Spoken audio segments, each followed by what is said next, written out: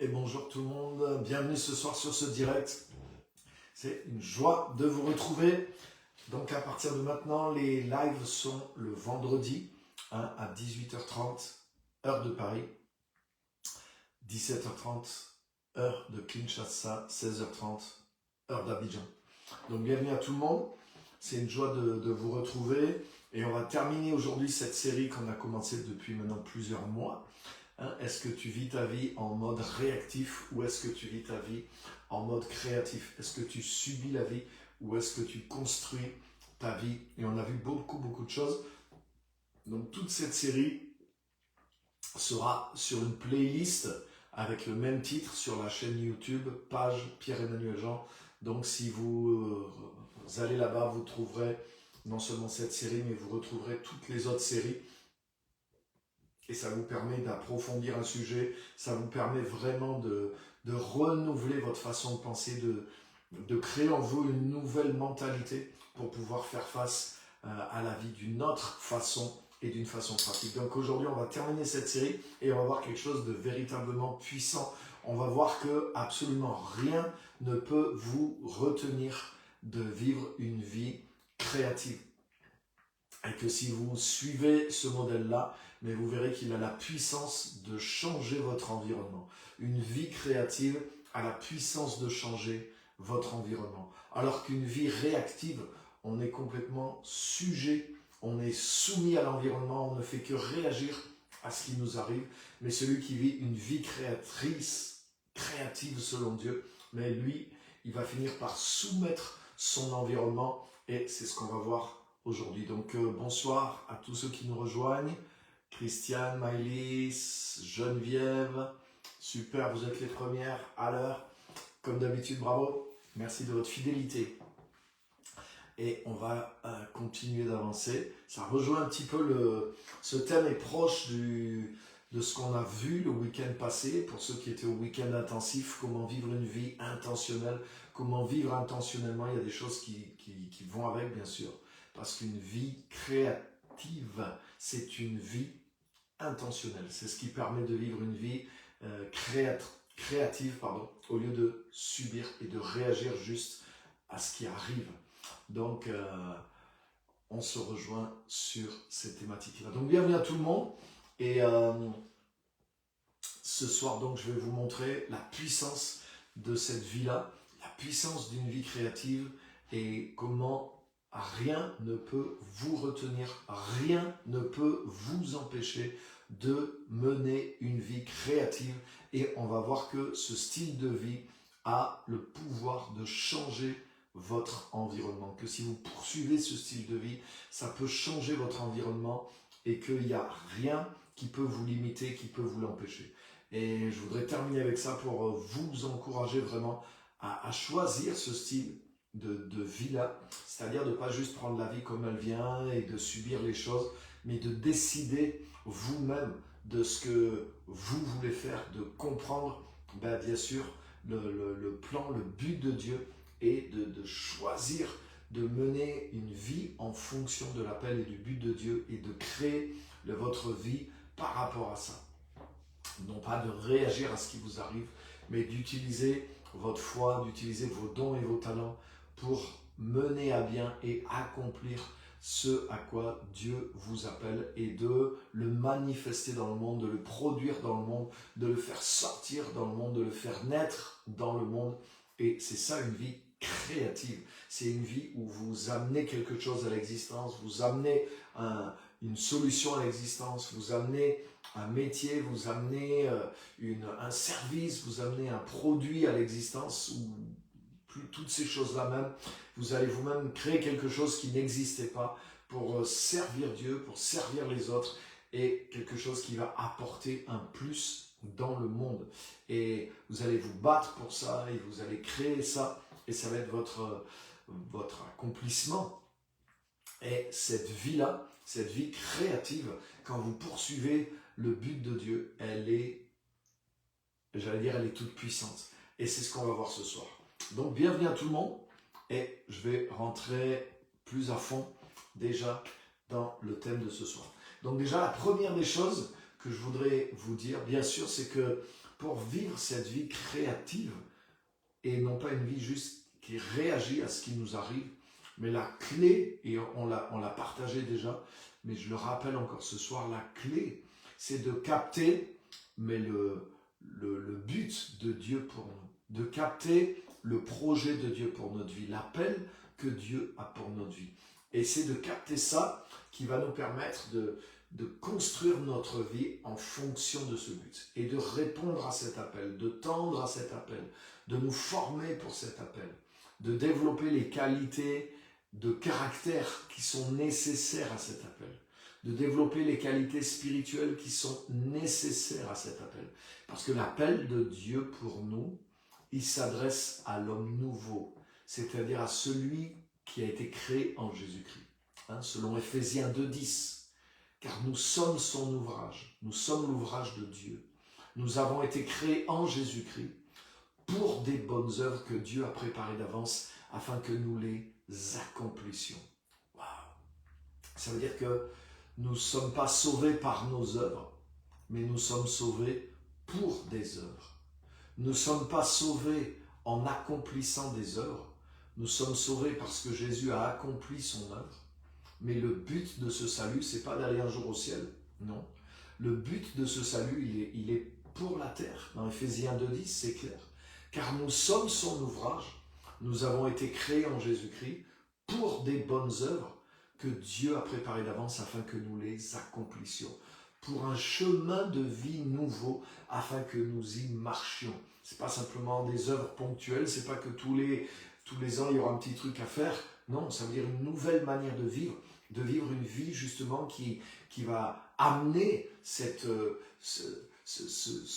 modèle nouveau à l'existence, cette intention d'une vie nouvelle, le fruit entier d'une vie, quelque chose à quoi Dieu nous appelle à long terme avec notre vie, pas juste des œuvres ponctuelles, mais une œuvre à accomplir avec notre vie. Mais cette œuvre, elle s'adresse à l'homme nouveau. C'est seul celui qui a été créé en Jésus-Christ qui peut accomplir cette œuvre. Donc ça veut dire que ça va mettre en fonction nos dons spirituels. Ça va mettre en fonction la nature de Christ en nous. Ça va tirer le maximum de ce que Christ a fait de nous. Donc Christ a fait de nous son ouvrage pour que nous accomplissions ses œuvres. Nous ne sommes pas devenus son ouvrage par nos œuvres. Nous sommes devenus son ouvrage par son œuvre. Mais son ouvrage qui a été accompli par son œuvre, c'est-à-dire ce que nous sommes devenus maintenant en Jésus-Christ, il a été créé en nouvelle création pour accomplir une destinée, pour accomplir une œuvre vraiment à la mesure, à la hauteur des capacités de l'homme nouveau. Et c'est le but de notre salut. Nous ne sommes pas sauvés par nos œuvres. Nos œuvres ne sont pas la cause de notre salut. Mais en étant sauvés par Christ, nous sommes devenus son œuvre. C'est ça son idée. Et cette œuvre magnifique que nous sommes en lui, qui nous révèle et dans laquelle il nous a introduits déjà, mais en grandissant, en mûrissant, mais nous pouvons agir à partir de cette œuvre que nous sommes. Son œuvre, ce que nous sommes, c'est son œuvre. Nous sommes son ouvrage. Et justement, nous sommes son ouvrage pour accomplir des œuvres qu'il a préparées d'avance. Donc quand on comprend ces choses-là, qu'on se positionne et qu'on se lance, qu'on met toutes nos forces, tout notre temps, toute notre énergie, notre savoir-faire, notre orientation pour vivre cette vie-là, mais on vit une vie créative, c'est-à-dire qu'on ne subit plus la vie, mais on commence à mettre le plan de Dieu pour nous en action. On commence à mettre en œuvre ce que nous sommes devenus avec tous nos talents naturels et surnaturels, je pourrais dire, ce qui a été rajouté, le fait que nous soyons en Christ, mais tout ce que nous sommes maintenant est mis à l'œuvre pour pouvoir accomplir ce but de Dieu et nous poursuivons ce but de Dieu. Et en mettant toute notre énergie, toute notre vie à poursuivre ce but de Dieu, mais on va l'atteindre, on va l'accomplir et on va vivre une vie créative. C'est-à-dire qu'on ne sera pas en train juste de survivre, on ne sera pas juste en train de vivre pour nos besoins et d'utiliser notre foi juste pour avancer dans la satisfaction de nos besoins immédiats et de notre foi, mais on sera en mode créatif pour pouvoir faire avancer ce plan de Dieu et apporter notre service dans le monde, devenir cette bénédiction dans le monde pour d'autres, etc., etc., etc. Donc, le premier point, c'est bien sûr d'être focalisé et d'être orienté par ce but de Dieu pour notre vie et qui est la raison de notre salut, dans le sens, la raison d'être de la nouvelle création que nous sommes. Nous sommes équipés en étant une nouvelle création pour faire les œuvres de notre Père. Comme Jésus a fait, mais l'œuvre à laquelle il était appelé par son Père, de la même façon, il nous a recréés en Christ et équipés pour qu'on accomplisse cette œuvre à laquelle chacun de nous sommes appelés à quelque chose. Et c'est en vivant ce but que nous sortons de ce mode simplement réactif. Nous ne réagissons pas aux circonstances. Nous ne subissons pas la vie. Nous n'existons pas juste pour survivre et pour lutter, pour survivre. Mais nous luttons pour accomplir quelque chose qui apporte le royaume dans le monde, qui apporte la volonté de Dieu dans le monde, qui apporte l'action, la manifestation du Seigneur dans le monde au travers de chacune de nos vies pour le bien de son royaume et pour le bien des individus, des personnes, des peuples, des nations, des ethnies, des groupes de gens vers lesquels il nous a envoyés pour résoudre certaines situations, etc., etc.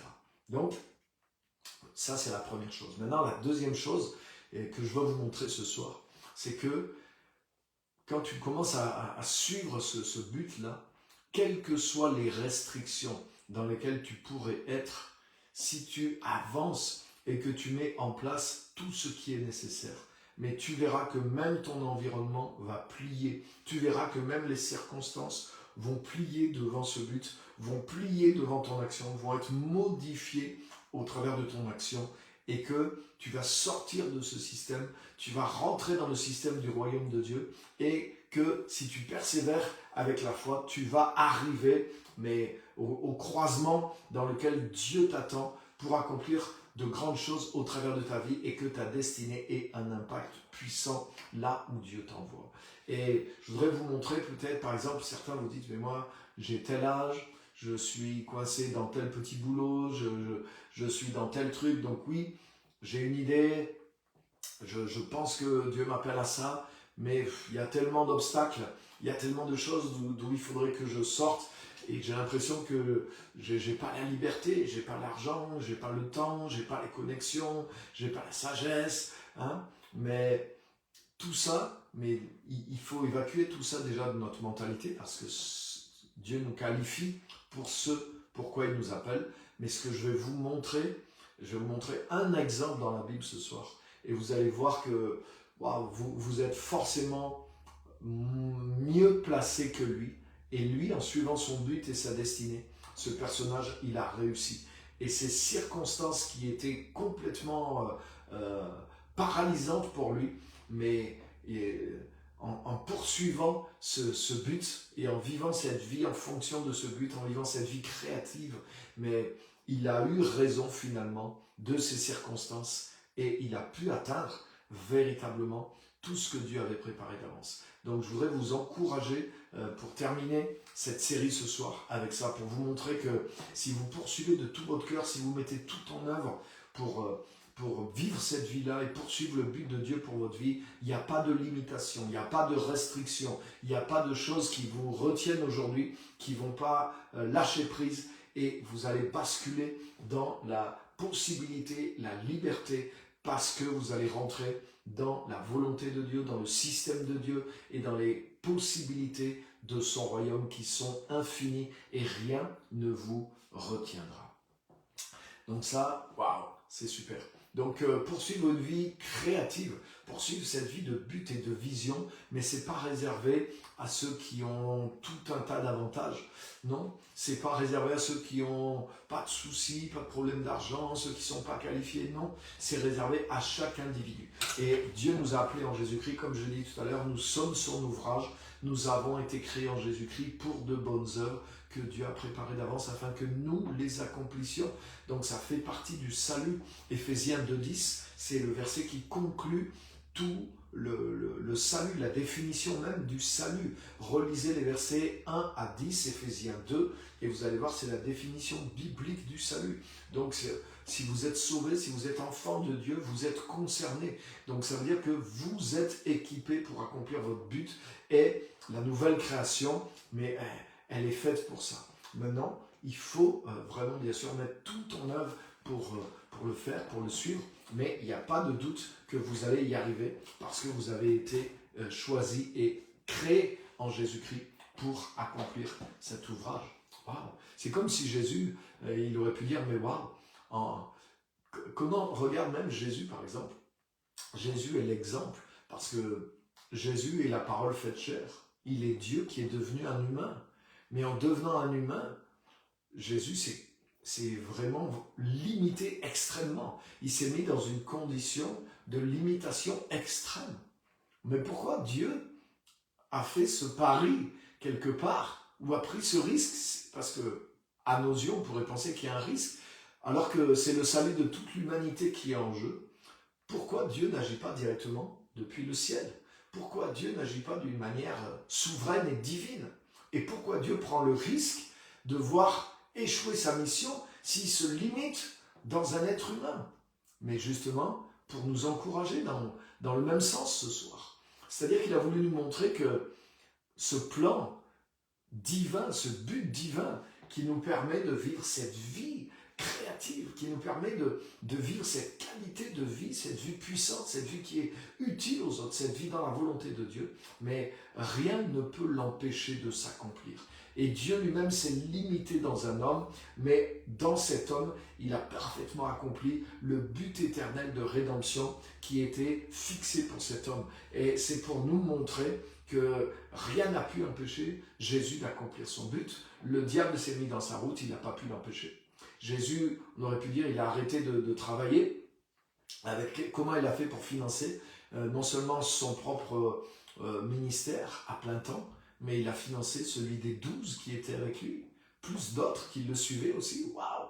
Comment il a fait pour vivre avec 13 personnes à plein temps autour de lui, sans produire de l'argent, hein? Donc il avait plein de limitations. Comment il a fait, lui qui n'avait pas étudié, pour avoir une reconnaissance parmi son peuple? Comment il a fait pour accomplir les prophéties? Comment il a fait pour que des miracles se produisent? Comment il a fait pour connaître le plan de Dieu? Mais il s'est mis dans les mêmes conditions que nous, pour nous montrer que c'est possible et qu'en suivant cette vie créative, en suivant le but de Dieu pour toi, mais tu sors des limitations justement. Tu vas sortir de certaines limitations et tu vas mettre en œuvre le royaume de Dieu qui va te soutenir et rendre non seulement possible, mais rendre accompli le but dans lequel il t'appelle. Mais pour ça, il faut te battre jusqu'au bout. Mais l'exemple que j'ai choisi ce soir, c'est pas celui de Jésus, mais c'est un autre exemple qui est dans l'Ancien Testament et qui est énormément parlant, et c'est celui de Joseph.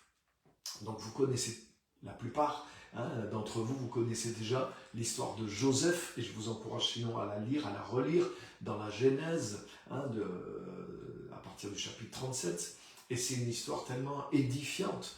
Joseph, d'ailleurs, il est ce qu'on appelle un type de Jésus-Christ, c'est-à-dire un exemple, une prophétie de Jésus-Christ. Il est une image de Jésus-Christ.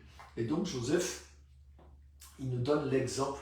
En tout cas, ce soir, je veux montrer que dans la vie de Joseph, il démontre vraiment la puissance d'une vie, une vie intentionnelle, une vie qui vit pour le but de Dieu et qui est créative et non pas une vie subie. Et l'exemple de Joseph est le plus fort à mon sens pour ça. Pourquoi? Parce que Joseph va vivre cette vie-là alors qu'il est totalement privé de liberté. C'est-à-dire que lui, au niveau des obstacles, au niveau des restrictions, mais il a la totale. Et pourtant, avec le peu de liberté qui lui reste, il va utiliser toute cette liberté pour vivre d'une manière créative, malgré sa situation. Et c'est comme ça qu'il va finir par même triompher de ces circonstances, parce qu'il va mettre en œuvre les plans et la puissance du royaume de Dieu dans sa destinée. Donc je vais vous donner quelques détails. Vous savez comment Joseph hein, justement, il a commencé à avoir cette vision. Donc tout s'est déclenché quand il a eu cette vision du but de Dieu pour lui. Et l'histoire de Joseph commence vraiment à ce moment-là. Joseph a cette vision, hein, où il voit ses frères se prosterner devant lui comme des gerbes de blé devant sa propre gerbe. Et effectivement, l'histoire de Joseph et ses frères est liée à l'histoire du blé et de la famine, etc. Et effectivement, donc il a la vision de sa future élévation sur ses frères, etc. Mais en réalité, c'est quelque chose de beaucoup plus grand que ça, puisque Joseph va devenir comme le gouverneur de pratiquement toutes les nations, hein, à partir de la nation la plus puissante du monde, mais qui, grâce à lui, va devenir beaucoup plus puissante économiquement et politiquement aussi. Donc, c'est même pas seulement, la vision est beaucoup plus grande même. Hein, dans la vision de base, il se voit en autorité un peu sur ses frères, comme s'il va avoir la suprématie sur ses frères et même sur ses parents, donc sur son propre peuple. Mais c'est beaucoup plus que ça, ce qui va se passer en réalité. Donc, il a cette vision de départ, et comme il en parle, mais ça déclenche de la jalousie, de l'hostilité, et c'est comme ça que ses frères le jettent dans un puits, et puis finissent par, ils veulent même le tuer, mais finalement, hein, ils négocient et ils le vendent pour 30 pièces avec une caravane, hein, d'Ismaélites qui passent par là. Et ces gens-là prennent Joseph et ils l'amènent jusqu'en Égypte. Et là-bas, il est vendu au marché des esclaves. Donc à 17 ans, il est déraciné de son peuple, de sa famille, de ses croyances, de ses coutumes. Et il est vendu comme esclave et il se retrouve chez un riche Égyptien qui s'appelle Potiphar, vous connaissez l'histoire. Et il va aller comme ça de situation en situation. Donc Joseph a une vision et le fait qu'il parle de cette vision, ça déclenche tout de suite quelque chose de terrible sur lui. Et il pourrait dire, waouh, mais j'ai pas de chance, ou il pourrait dire, ben, cette vision m'attire des problèmes. Et, et en fait, il commence mal, hein, sa vie, on pourrait dire, le but de Dieu finalement commence à le précipiter dans l'injustice et dans des problèmes. Et il y a une chose qui n'est pas automatique, mais qui est vraie aussi. C'est que le but de Dieu nous met à part. Le but de Dieu, si nous le poursuivons, il commence à nous sélectionner et il nous fait prendre un chemin qui peut nous paraître des fois bizarre, un peu étrange, mais ce chemin mène exactement là où Dieu veut nous amener. Et en fait, le chemin de Joseph passait par l'Égypte. Et c'est grâce, finalement, et c'est là que, quand tu rentres dans le but de Dieu, c'est seulement là que Romains 8, 28 devient vrai pour toi. Hein, les chrétiens utilisent Romains 8, 28 à tout va, mais Romains 8, 28 ne s'arrête pas à Romains 8, 28, mais Romains 8, 28 continue dans Romains 8, 29. Et je m'explique en vous le lisant. Et en réalité, on ne peut pas séparer le verset 28 du verset 29. Et Romains 8, 28, qui est utilisé un peu à tout va par les chrétiens, qui dit que toute chose concourt au bien de ceux qui aiment Dieu. Mais la phrase ne s'arrête pas là. Et ce n'est pas simplement de ceux qui aiment Dieu. Romains 8, 28, il est dit, nous savons du reste, dans ma traduction, elle est très bien aussi, que toute chose coopère pour le bien de ceux qui aiment Dieu, virgule, de ceux qui sont appelés selon son projet. Waouh!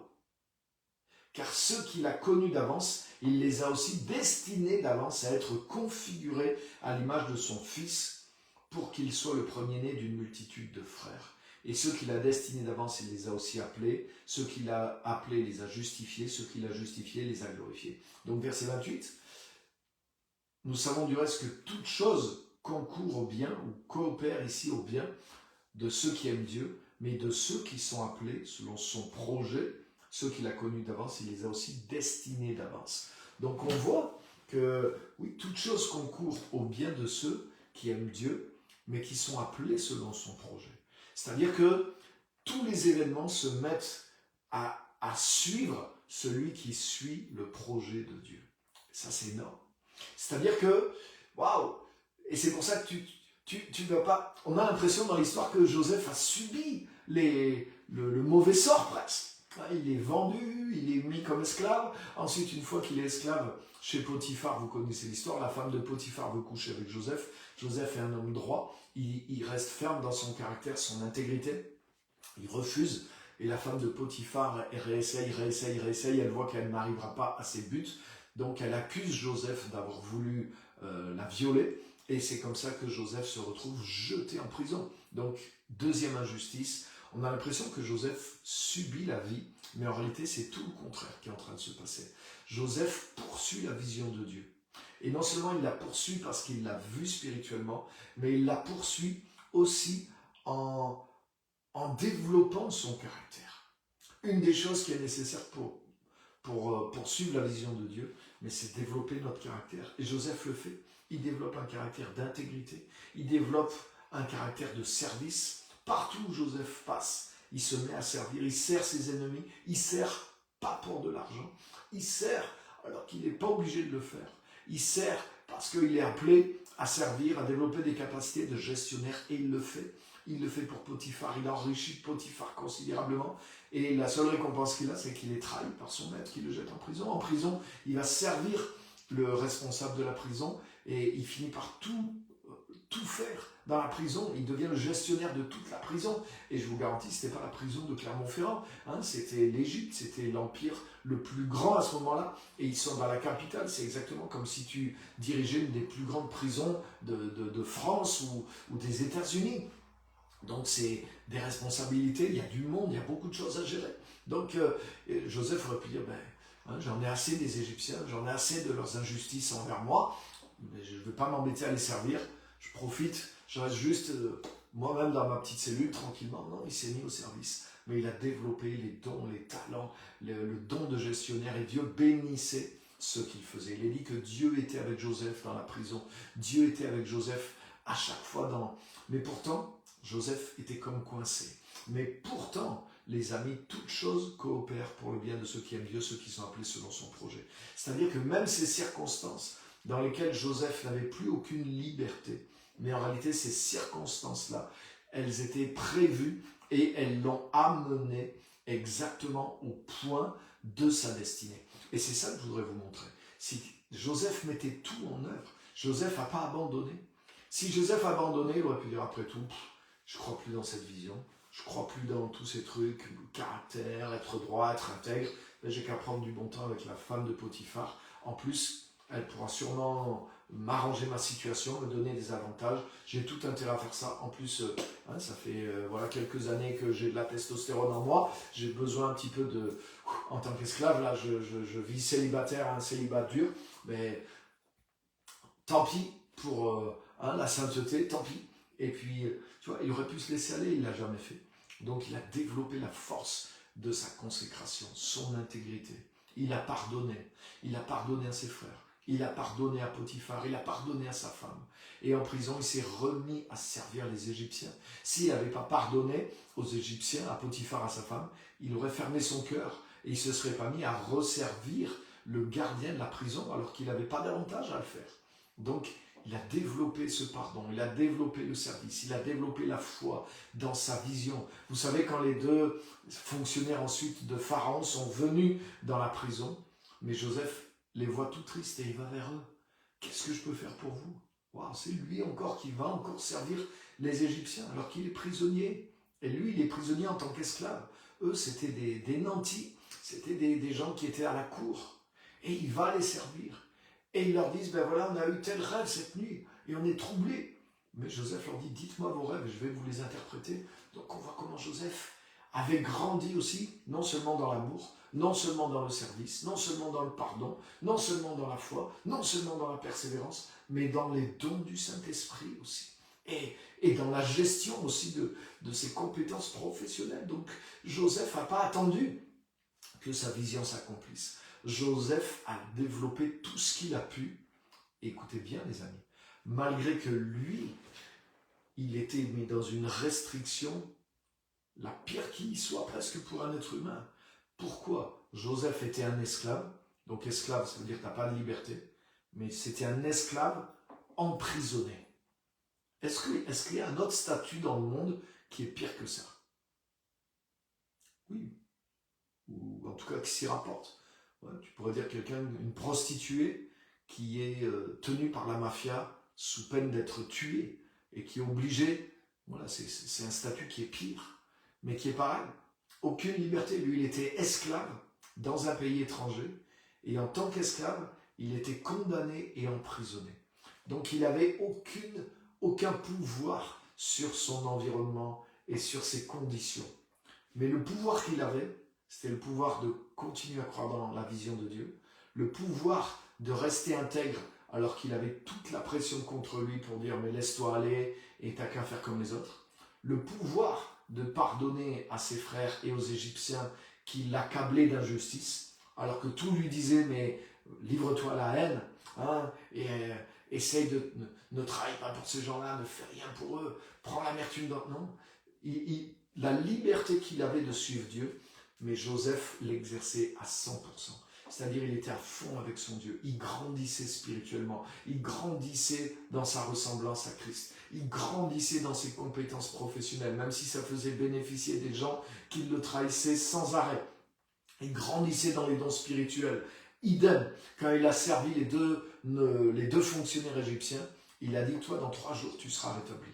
Mais souviens-toi de moi à ce moment-là quand tu sortiras, parce que c'est injuste mon emprisonnement. Et le gars lui a dit, t'inquiète pas. Et effectivement, 3 jours après, la vision qu'avait donnée Joseph s'est manifestée. Le gars a été libéré. Et son collègue a été tué, a été condamné, exactement ce que Joseph avait prédit. Mais pourtant, il est dit que celui qui a retrouvé sa place auprès de Pharaon, il oublia Joseph. Donc Joseph a été trahi une fois de plus encore par un Égyptien qui a complètement oublié. C'est grâce à lui qu'il est sorti, grâce à ses dons, mais il a oublié. Là encore, Joseph aurait pu être blessé, il aurait pu souffrir, il aurait pu dire mais j'arrête cette fois, je me laisse atteindre par l'amertume, le non-pardon, ou j'arrête de servir les autres, ou j'arrête de servir les Égyptiens, ou j'arrête d'avoir vraiment les dons spirituels pour les autres, alors qu'il ne me donne jamais rien en échange. Non, Joseph a continué de pardonner et d'être aguerri dans tout ça, au point que, quand on l'a appelé devant Pharaon, et que Pharaon expliquait son rêve, immédiatement Joseph avait l'interprétation. Et il a servi encore les Égyptiens. Waouh! Donc on voit la puissance quand tu vis pour le but de Dieu et que tu fais tout ce qui est en ton pouvoir. Et là, Joseph avait peu de pouvoir. Il était esclave et il était emprisonné. Mais les amis, Joseph avait tous les arguments pour dire « j'en ai marre, je me laisse aller, je déprime, j'abandonne mon intégrité. Je couche avec la femme de Potiphar. J'essaye de m'agouiller pour m'en sortir. Et en prison, c'est certainement pas moi qui vais servir le chef des Égyptiens. Si Joseph avait subi sa vie, au lieu d'être le plus créatif possible, d'être le plus intentionnel possible, pour aller développer tout ce qu'il avait, dans le sens d'une vision qui semblait totalement impossible pour lui d'accomplir.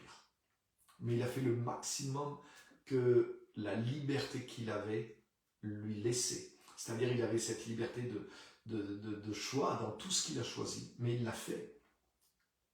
Et malgré qu'il était complètement restreint. Mais qu'est-ce qui s'est passé? Il s'est passé qu'à la sortie, quand il a été devant Pharaon, mais le temps du rendez-vous était là. Dieu était au rendez-vous, mais Joseph était au rendez-vous. Et il avait tout développé. Il avait fait le maximum pour vivre cette vie intentionnellement. Et je vous garantis que ça fait beaucoup. De développer son caractère, le pardon, la persévérance, la foi, la vision, les dons spirituels, le service, le fait de pardonner injustice sur injustice sur injustice. Wow.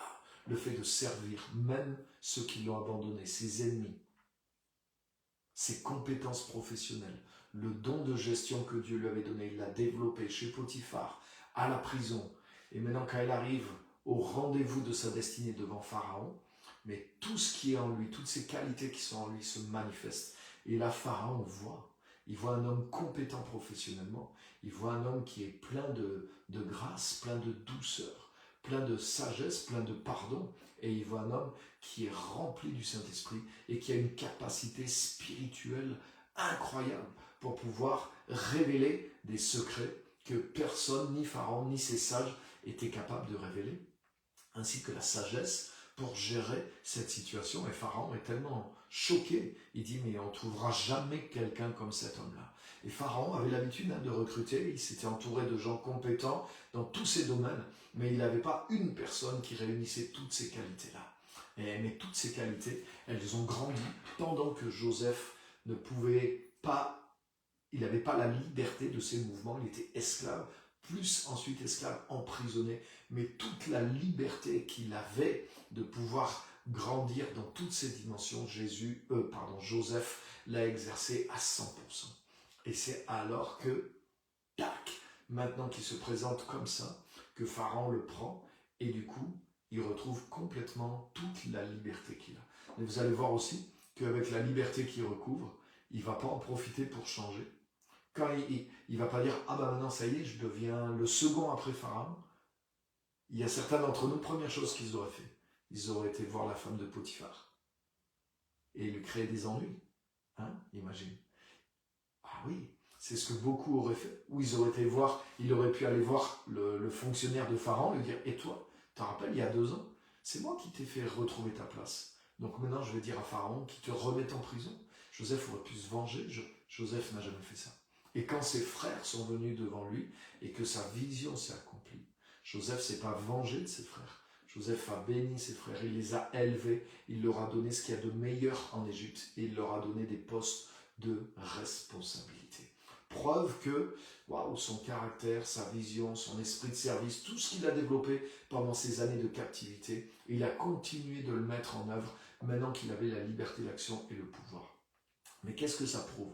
Ça prouve que quand tu décides de ne pas subir la vie, quand tu décides de ne pas subir tes circonstances, mais que tu vis en fonction d'une vision, d'un but, d'une éthique, de ce que Dieu a mis en toi. Non, je veux vivre mon caractère d'enfant de Dieu, quelle que soit ma situation, et que tu résistes au courant justement de la vie. Tu ne subis pas la vie, mais tu vis d'après un plan, tu vis d'après une image, tu vis d'après un idéal, tu vis d'après le projet de Dieu pour toi, d'après la vision de Dieu pour toi, d'après les dons de Dieu pour toi, d'après l'appel de Dieu pour ta vie personnelle comme pour ta vie physique. Mais Joseph a fait le maximum que le peu de liberté qu'il avait lui permettait de faire, on est bien d'accord. Mais en vivant ça, la main de Dieu s'est manifestée en son temps et ça l'a arraché complètement à cette vie d'esclave même et d'emprisonnement dans laquelle il était injustement retenu. Donc vous voyez, c'est pour vous dire que si vous choisissez de suivre le plan de Dieu sans vous arrêter aux obstacles et que vous faites tout ce qui est en votre pouvoir de faire, il y a un moment donné où vous allez arriver à un croisement dans lequel Dieu va vous rencontrer et là je vous garantis que son royaume va exploser vos circonstances et vous allez sortir de vos limitations. Que ce soit des limitations financières, intellectuelles, professionnelles, vous n'êtes pas pire que Joseph. Vous n'êtes pas un esclave qui est en prison aujourd'hui avec un rêve et vous dites mais ce rêve ne pourra jamais s'accomplir parce que je suis ceci, parce que je suis cela. Mais justement, c'est dans ces circonstances-là que ce rêve s'est accompli. Et Joseph, en poursuivant tout ce qu'il faisait, mais il y a un moment où le royaume de Dieu s'est mis en œuvre et il a échappé totalement à ces circonstances. Le but de Dieu est plus fort que tes circonstances. Et toute chose concourt au bien de ceux qui aiment Dieu quand tu te mets à suivre le plan de Dieu. Même les choses qui semblent être des obstacles et s'opposer à toi, ils commencent à travailler pour toi. C'est-à-dire quand tu suis le plan de Dieu, le but de Dieu pour toi, tout se soumet à toi. Les circonstances se soumettent à toi. Les choses travaillent pour toi, même si tu as l'impression qu'elles travaillent contre toi. Joseph avait l'impression que tout travaillait contre lui, mais en réalité, tout était en train de travailler pour lui. Et il y a eu un moment, hop, les choses se sont manifestées clairement et sa vision s'est accomplie. Et il a échappé à tout ce qui le retenait dans ces circonstances. Ça prouve, les amis, que celui qui suit le plan de Dieu, celui qui vit cette vie créative, qui refuse de juste subir la vie, de juste subsister, Joseph a continué de poursuivre ce but. Joseph a continué de faire tout ce qui était en son pouvoir pour se développer en vue d'atteindre ce but. Et il a été au rendez-vous. Et je termine avec cette petite phrase qu'on a développée aussi pendant le week-end, on l'a posée, qui dit ceci, c'est dit que Dieu arrive toujours au bon moment. Mais nous nous devons persévérer dans tout pour être à ce bon moment, pour arriver nous aussi à ce bon moment. Il y a trop de chrétiens qui pensent que leur destinée, elle est automatique. Il y a trop de chrétiens qui pensent que, ah oui, Dieu va faire comme Joseph, il va te prendre dans la prison et il va t'élever d'un seul coup, tu vas te retrouver. Non, c'est pas comme ça que ça s'est passé. C'est parce que Joseph, lui, il a fait le chemin. Joseph, il a fait tout ce qui était en son pouvoir de faire. Et c'est énorme tout ce qu'il a fait. Alors qu'il était, waouh, quelle force il a eu d'aller jusque là où il a été.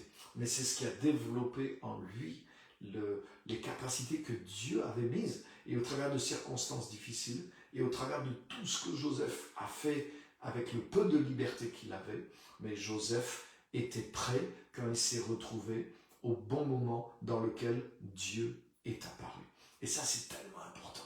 Dieu arrive toujours au bon moment, mais nous devons persévérer dans la foi, dans le caractère, dans le service, dans l'humilité, dans les dons de l'esprit, dans tout ce que nous pouvons faire pour servir le Seigneur, pour exercer notre but, quels que soient les obstacles aujourd'hui. Mais nous devons faire tout ce qui est en notre pouvoir pour poursuivre ce but, pour que nous arrivions au bon moment dans lequel Dieu va être. Dieu arrivera au bon moment. Dieu arrive au bon moment avec tout ce qu'il faut pour que ce bon moment soit le bon moment. Mais nous devons arriver à ce bon moment. C'est pas juste le temps qui nous fait arriver là. C'est la croissance que nous amenons pour arriver jusqu'à ce moment-là. Et quand tu poursuis ce but, cette vie intentionnelle, cette vie créative, alors les circonstances qui te retiennent sont obligées de tomber devant toi. Et ça, c'est un encouragement. Et c'est sur ça que je termine cette série. Il n'y a rien, ni personne, ni aucune circonstance, quelles que soient les circonstances, qui peut t'empêcher, si tu poursuis le but de Dieu dans la foi pour ta vie, même tu dis, mais il me manque ça, mais fais tout ce qui est en ton pouvoir pour avoir tout ce qui est possible. Et si des choses, malgré ça, te limitent encore, pense à l'histoire de Joseph. Va, avance avec tout ce que tu peux faire. Jusque-là, mets 100% de tout ce qui est possible en œuvre et persévère. Et tu vas arriver à ce moment dans lequel Dieu va arriver et dans lequel, plac, il va retourner les circonstances en ta faveur cette fois d'une manière puissante pour que tu puisses avancer. Et là, ce que tu auras acquis ne détruira pas le plan de Dieu pour ta vie. Il y a des gens, une fois qu'ils sont élevés, une fois qu'ils ont un peu de réussite, un peu de pouvoir, ils changent. Et ils deviennent l'inverse de ce qu'ils étaient. Ils perdent l'humilité, ils perdent le service. Mais pourquoi ? Parce qu'ils n'ont pas développé toutes ces choses-là. Parce qu'ils ne se sont pas préparés pour arriver au rendez-vous. Et malgré qu'ils aient eu une promotion ou une bonne situation qui aurait pu leur permettre d'accomplir le plan de Dieu pour leur vie, ils l'ont planté par manque d'avoir fait tout ce qui était en leur devoir et en leur pouvoir de faire pendant qu'ils étaient dans cette phase de lancement et de préparation. Donc sache que rien et aucune circonstance ne peut t'empêcher. Si tu vis cette vie du but de Dieu, cette vie intentionnelle, cette vie créative, mais le moment arrivera où tu auras raison de tes circonstances. Dieu te donnera la raison et les circonstances se soumettent à toi. Toutes choses coopèrent ensemble au bien de ceux qui aiment Dieu et qui sont appelés selon son projet, selon son dessein. Il y a une puissance quand tu vis cette vie-là qui fait que même les pires circonstances, c'est le cas de Joseph, se soumettront et travailleront finalement en ta faveur. Dieu arrive toujours au bon moment, mais nous devons persévérer dans la foi, dans le développement de toutes ces choses pour pouvoir nous-mêmes arriver en étant prêts à ce bon moment. Voilà ce que je voulais partager avec vous ce soir et je vous encourage à donner un commentaire, à partager aussi ces choses-là. Et il y a beaucoup de force dans ces vérités-là, les amis. Donc bonjour à tous ceux que je n'ai pas salués tout à l'heure, de Bordeaux, Valérie, super, avec toute l'équipe là-bas. Mes salutations à tout le monde. Elisabeth, Fanny, Chantal, Gilles, Pasteur Gilles de Cayenne, super, bienvenue. Bienvenue à tous, Christophe, Épaphrodite, tous ceux qui sont là, super. N'hésitez pas à partager aussi le live, comme ça fait connaître le message. Donc voilà, merci vraiment à tous. Je ne vois pas de commentaire spécial. ou de questions à laquelle je peux répondre.